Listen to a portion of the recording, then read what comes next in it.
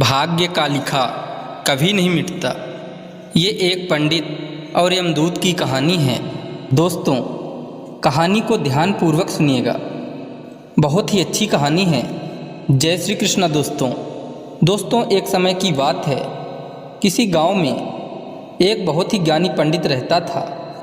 एक दिन वह अपने बचपन के मित्र से मिलने के लिए दूसरे गांव जा रहा था। वह मित्र बचपन से ही गूंगा व एक पैर से अपाहिज था।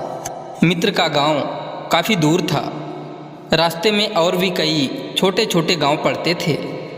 पंडित अपने धुन में चला ही जा रहा था कि रास्ते में उसे एक और आदमी मिल गया। वह भी पंडित के साथ साथ चलने लगा। पंडित ने सोचा, चलो अच्छा ही हुआ, साथ साथ चलने से सफ़र जल्दी कट जाएगा। चलते चलते पंडित ने उस आदमी से उसका नाम पूछा तो उस आदमी ने अपना नाम महाकाल बताया। पंडित को यह नाम थोड़ा अजीब सा लगा, पर पंडित ने नाम के विषय में कुछ और पूछना उचित नहीं समझा। दोनों धीरे धीरे साथ में चल ही रहे थे। तभी रास्ते में एक गांव आया तो महाकाल ने पंडित से कहा, तुम आगे चलो, मुझे इस गांव में एक संदेशा देना है, मैं तुमसे आगे मिलता हूँ। पंडित ने कहा, ठीक है, और आगे की ओर चल दिया।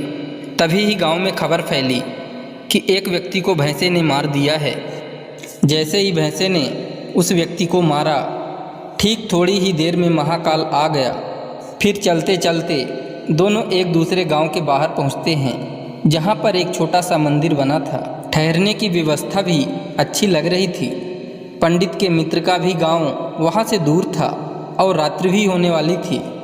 तो पंडित ने कहा, रात्रि होने वाली है, पूरा दिन चलते चलते थकान भी लग रही है और भूख भी लगी है, तो यहीं भोजन करके आराम कर लेते हैं, सुबह आराम से आगे का सफ़र करेंगे। महाकाल ने कहा, ठीक है, मुझे इस गांव में किसी को कुछ ज़रूरी सामान देना है, तुम खाना खा लो और आराम करो, मैं बाद में आके खा लूँगा। इतना कहकर वह चला गया। लेकिन उसके जाते ही कुछ ही देर में उस गांव में धुआं उठता दिखाई दिया और देखते ही देखते पूरे गांव में आग लग गई। पंडित ने आश्चर्य से सोचा, यह महाकाल जहां भी जाता है वहां किसी न किसी तरह की हानि जरूर हो जाती है, कुछ तो गड़बड़ है। लेकिन पंडित ने रात्रि में महाकाल से इस बात का कोई जिक्र नहीं किया। सुबह दोनों ने फिर अपने गंतव्य की ओर चलना प्रारंभ कर दिया। कुछ ही दूर में फिर एक गांव आया तो महाकाल ने फिर पंडित से कहा, आप आगे चलते जाइए, मैं कुछ दूर में आपसे मिलता हूँ। मुझे इस गांव में भी कुछ ज़रूरी काम है, तो काम करके मैं आपसे कुछ आगे मिल लेता हूँ। यह कहकर महाकाल जाने लगा। लेकिन इस बार पंडित आगे नहीं बढ़ा, बल्कि वहीं खड़ा होकर महाकाल को देखता रहा कि अब वह कहाँ जाता है और क्या करता है। तभी लोगों की आवाज़ें सुनाई देने लगी कि किसी व्यक्ति को सांप ने काट लिया है और वह मर गया है। ठीक उसी समय महाकाल फिर से उस पंडित के पास पहुंच गया। लेकिन इस बार पंडित को सहन नहीं हुआ। उसने महाकाल से पूछ ही लिया कि तुम जिस गांव में जाते हो वहाँ कोई ना कोई नुकसान ज़रूर हो जाता है, क्या तुम मुझे बता सकते हो, ऐसा क्यों होता है?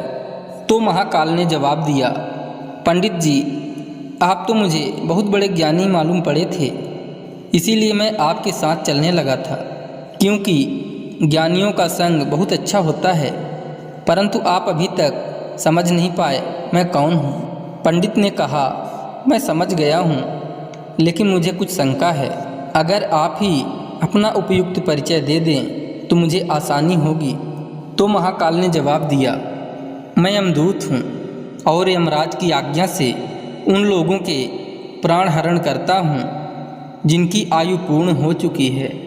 हालांकि पंडित को पहले से ही इस बात की शंका थी, फिर भी महाकाल के मुंह से यह सुनकर पंडित घबरा गया। लेकिन फिर से हिम्मत करके पूछा, अगर ऐसी बात है और तुम सचमुच ही यमदूत हो तो बताओ, अगली मृत्यु किसकी है? यमदूत ने जवाब दिया, अगली मृत्यु तुम्हारे उसी मित्र की है जिससे तुम मिलने जा रहे हो, और उसकी मृत्यु का कारण भी तुम ही बनोगे। यह बात सुनकर पंडित सहम सा गया और सोच में पड़ गया कि वास्तव में यदि यह महाकाल यमदूत हुआ तो उसकी बात भी सही होगी और उसके कारण मेरे बचपन के सबसे घनिष्ठ मित्र की मृत्यु हो जाएगी। इसलिए अच्छा यही होगा कि मैं अपने मित्र से मिलने ही न जाऊं। कम से कम मैं तो उसकी मृत्यु का कारण नहीं बनूंगा। महाकाल ने कहा, तुम जो सोच रहे हो वह सब मुझे पता है, मगर तुम्हारे अपने मित्र से मिलने न जाने से नियति नहीं बदल जाएगी। तुम्हारे मित्र की मृत्यु निश्चित है और वह अगले कुछ ही क्षणों में घटित होने वाली है। महाकाल के मुंह से ऐसी बातें सुनकर पंडित को झटका सा लगा, क्योंकि महाकाल ने उसके मन की बात जान ली थी, जो एक साधारण व्यक्ति के लिए संभव नहीं है।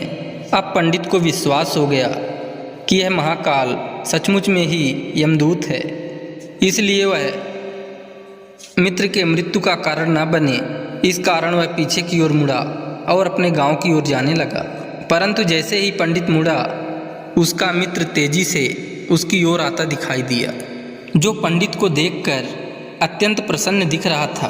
अपने मित्र के आने की गति को देखकर पंडित को ऐसा लगा जैसे कि उसका मित्र काफ़ी समय से उसके पीछे ही आ रहा है, लेकिन वह बचपन से ही गूंगा था और पैर से अपाहिज था, इसलिए न तो पंडित तक पहुंच पा रहा था और ना ही पंडित को आवाज़ देकर रोक पा रहा था। लेकिन जैसे ही वह पंडित के पास पहुंचा, अचानक उसकी मृत्यु हो गई।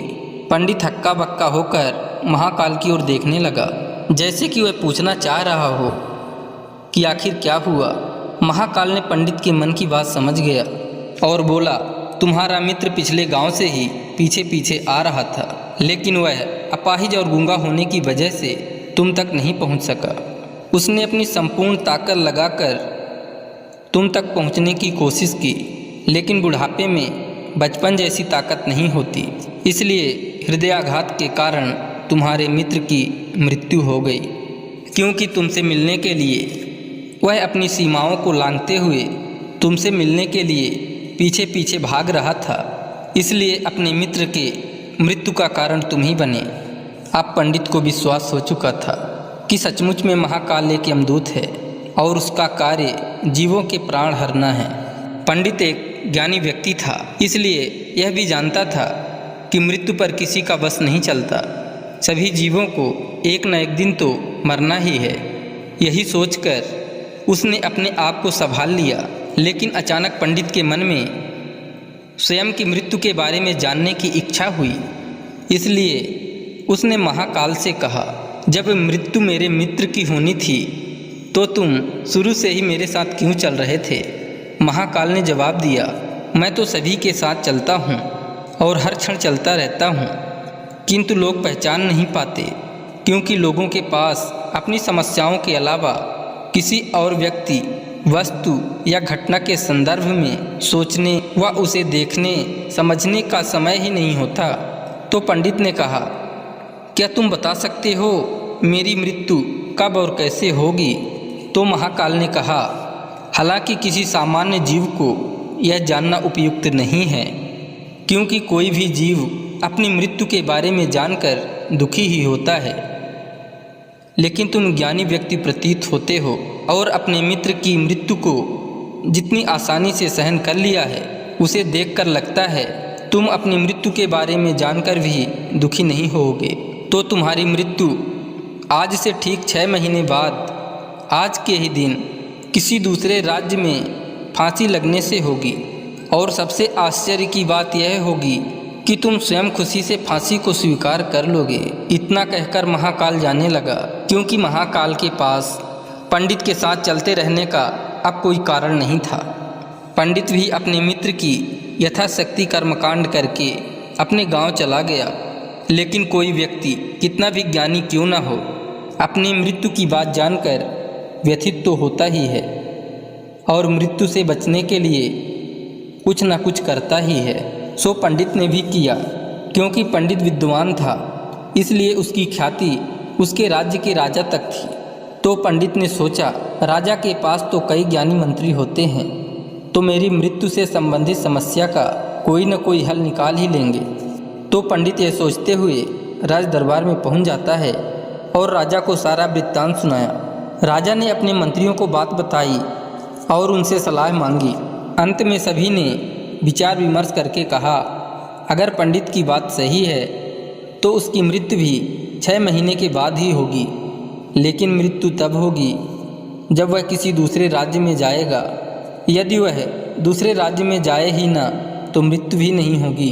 मंत्रियों का यह सलाह राजा को भी उपयुक्त लगी।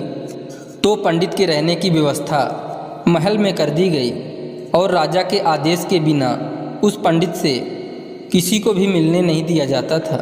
लेकिन पंडित कहीं भी आ जा सकता था ताकि यह ना लगे कि वह राजा की कैद में है। परंतु पंडित डर के मारे स्वयं ही कहीं आता जाता नहीं था। धीरे धीरे पंडित की मृत्यु का समय नज़दीक आने लगा और वह भी दिन आ गया जब पंडित की मृत्यु होनी थी। तो जिस दिन पंडित की मृत्यु होने वाली थी तो पंडित डर के मारे उस दिन जल्दी ही सो गया ताकि जल्दी से वह रात बीत जाए और अगला दिन आ जाए तो मृत्यु टल सके। लेकिन पंडित को स्वयं नींद में चलने की बीमारी थी और इस बीमारी के बारे में वह स्वयं भी नहीं जानता था। अतः राजा या किसी वैद्य को इस बीमारी के बारे में बताने का तो प्रश्न ही नहीं उठता।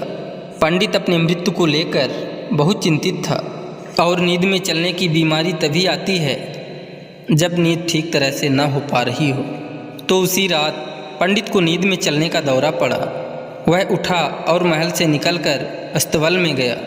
पंडित राजा का खास मेहमान था, इसलिए किसी पहरेदार ने भी नहीं रोका और न ही किसी तरह की पूछताछ की। अस्तबल में पहुंचकर वह सबसे तेज चलने वाले घोड़े की पीठ में सवार होकर नींद में ही राज्य की सीमा के बाहर किसी दूसरे राज्य में चला गया। इतना ही नहीं, वह दूसरे राज्य के राजा के महल में पहुंच गया और उस महल के पहरेदार ने भी उसे नहीं रोका और ना ही कोई पूछताछ की। सभी लोग रात्रि की अंतिम प्रहर होने के कारण नींद में थे। वह पंडित सीधे राजा के शयन कक्ष में पहुंच गया। जहां राजा और रानी सो रहे थे वहीं पंडित भी जाकर लेट गया। सुबह हुई तो राजा ने पंडित को रानी के बगल में सोया हुआ देखा, जिससे राजा बहुत क्रोधित हुआ। पंडित को गिरफ्तार कर लिया गया। पंडित को तो कुछ समझ में ही नहीं आ रहा था कि आखिर दूसरे राज्य में और राजा के शयन कक्ष में कैसे पहुंच गया। लेकिन वहाँ ये सब सुनने वाला कौन था। राजा ने पंडित को दरबार में हाजिर करने को हुक्म दिया। कुछ समय बाद पंडित को दरबार में लाया गया। कुछ समय बाद राजा का दरबार लगा। यहाँ राजा ने पंडित को देखा और देखते ही इतना क्रोधित हुआ कि पंडित को फांसी पर चढ़ा देने का आदेश सुना दिया। फांसी की सज़ा सुनकर पंडित कांप गया। फिर भी कुछ हिम्मत कर राजा से कहा, महाराज, मैं नहीं जानता कि राजमहल में कैसे पहुंचा। मैं ये भी नहीं जानता हूं कि आपके शयन कक्ष में कैसे आया और आपके राज्य के किसी पहरेदार ने रोका क्यों नहीं। लेकिन मैं इतना जानता हूं कि आज मेरी मृत्यु होनी थी और होने भी जा रही है। राजा को यह बात थोड़ी अटपटी लगी। उसने पूछा, तुम्हें कैसे पता कि आज तुम्हारी मृत्यु होनी है? कहना क्या चाहते हो? राजा के इस सवाल के जवाब में पंडित ने पिछले 6 महीने की कहानी बता दी और कहा, महाराज, मेरा क्या किसी भी सामान्य व्यक्ति में इतना साहस नहीं कि वह राजा के शयन कक्ष में राजा की उपस्थिति में रानी के पास सो जाए। राजा को पंडित की बात में थोड़ा सत्यता दिखाई दिया, परंतु उसने सोचा यह मृत्यु से बचने के लिए महाकाल और अपनी मृत्यु की भविष्यवाणी का बहाना बना रहा है। इसलिए राजा ने पंडित से कहा, यदि तुम्हारी बात सत्य है और आज तुम्हारी मृत्यु का दिन है जैसा कि महाकाल ने तुमसे कहा था, तो तुम्हारी मृत्यु का कारण मैं नहीं बनूंगा। लेकिन अगर बात झूठी निकली तो निश्चित ही आज तुम्हारी मृत्यु का दिन होगा। क्योंकि पड़ोसी राज्य का राजा उसका मित्र था, उसने तुरंत सिपाहियों के हाथ दूसरे राज्य के राजा को पत्र भेजा और पंडित की बात के सत्यता का प्रमाण मांगा। शाम तक भेजे गए सैनिक लौटे और उन्होंने बताया कि महाराज, पंडित जो कह रहा है वो पूर्णतः सत्य है। दूसरे राज्य के राजा ने पंडित को रहने के लिए अपने ही महल में संपूर्ण व्यवस्था कर रखी थी और पिछले 6 महीने से पंडित राजा का मेहमान था। कल राजा अंतिम बार इसके शयन कक्ष में मिले थे और इसके बाद यह इस राज्य में कैसे पहुंच गया इसकी जानकारी किसी को भी नहीं है। इसलिए उस राज्य के राजा के अनुसार पंडित को फांसी की सज़ा देना उचित नहीं है। लेकिन राजा के लिए एक नई समस्या आ गई, क्योंकि उसने बिना कुछ जाने ही पंडित को फांसी की सज़ा सुना दी थी। इसलिए अगर पंडित को फांसी न दी जाए तो राजा के कथन का अपमान हो जाए, और अगर राजा के द्वारा दी गई सज़ा का मान रखा जाए तो पंडित की बिना वजह ही मृत्यु हो जाए। राजा ने अपने सभी मंत्रियों से इस बात की चर्चा की। सभी मंत्रियों ने सुझाव दिया कि महाराज पंडित को एक कच्चे सूत से फांसी लगवा दें, इससे आपके कथन का भी मान रह जाएगा और कच्चे सूत के धागे से पंडित को भी फांसी नहीं लगेगी और उसके प्राण बच जाएंगे। राजा को यह सुझाव अच्छा लगा। उसने ऐसा ही आदेश सुना दिया। पंडित के लिए कच्चे धागे के सूत का फांसी का फंदा बनाया गया और नियम के अनुसार पंडित को फांसी पर चढ़ाया जाने लगा। सभी लोग खुश थे कि न तो पंडित मरेगा और न ही राजा का वचन झूठा पड़ेगा। पंडित को भी विश्वास था कि सूत के धागे से तो उसकी मृत्यु हो ही नहीं सकती, इसलिए वह भी खुशी खुशी फांसी पर चढ़ने को तैयार था, जैसा कि महाकाल ने उससे कहा था। लेकिन जैसे ही पंडित को फांसी दी गई, सूत का धागा तो टूट गया, लेकिन टूटने से पहले उसने अपना काम कर दिया था। पंडित के गले की नस सूत के धागे से कट चुकी थी और पंडित जमीन पर पड़ा तड़प रहा था। हर धड़कन के साथ उसके गले से खून की फुहार निकल रही थी और देखते ही देखते पंडित का शरीर पूरी तरह से शांत हो गया। सभी लोग आश्चर्यचकित थे, पंडित को मरते देख रहे थे। किसी को विश्वास ही नहीं हो रहा था कि इस कमज़ोर से धागे से किसी की मृत्यु हो सकती है। लेकिन घटना घट चुकी थी। नियति ने अपना काम कर दिया था। जो होना होता है वो होकर ही रहता है।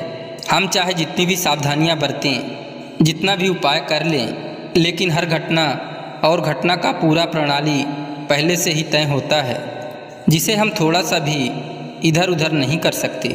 इसलिए ईश्वर ने हमें भविष्य जानने की क्षमता नहीं दी है, ताकि हम अपने जीवन को ज़्यादा बेहतर तरीके से जी सकें। और यही बात उस पंडित पर भी लागू होती है। यदि पंडित ने महाकाल से अपने मृत्यु के बारे में न पूछा होता तो 6 महीने राजा की कैद में रहकर डर डर के जीने की बजाय ज़्यादा बेहतर ज़िंदगी जीता। दोस्तों, अगर कहानी अच्छी लगी हो तो चैनल को ज़रूर सब्सक्राइब करें, वीडियो को लाइक करें, शेयर करें एवं कमेंट करें। जय श्री कृष्णा। राधे राधे।